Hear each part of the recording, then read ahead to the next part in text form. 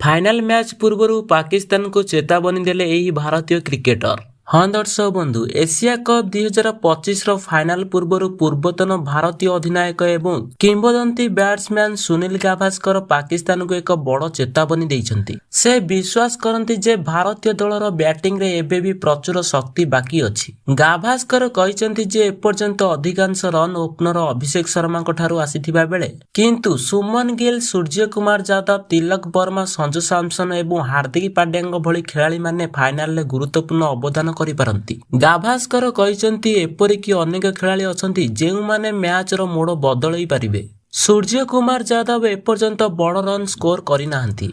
तिलक वर्मा, संजू सैमसन एवं हार्दिक पांड्या मध्य गुरुत्वपूर्ण अवदान होई पारिबे। सुमन गिल भल बैटिंग करिसंती किंतु आमे एबे भी तांको ठारू एक बड़ इनिंग्स आशा करूछु। सुनील गाभास्कर विशेष भावरे अभिषेक शर्मा को प्रशंसा करी कहिसंती जे से फाइनाल रे शतक हासिल करबाकू चेष्टा करिवे। से कहिसंती अभिषेक शर्मा एही सुजोग को हाथ छड़ा करबाकू देबे नाही। तीनोटी अर्धशतक हासिल करिसंती एवं रन आउट हेबा परे गत थर एक शतक हाथ छड़ा करिथिले। मु भाबुची से एथर बड़ स्कोर करबाकू चेष्टा करिवे। अभिषेक सुपर 4 पर्याय रे पाकिस्तान को 74, बांग्लादेश को 75 एवं श्रीलंका को 61 विपक्ष रे विस्फोरक इनिंग्स मध्य खेलिथिले।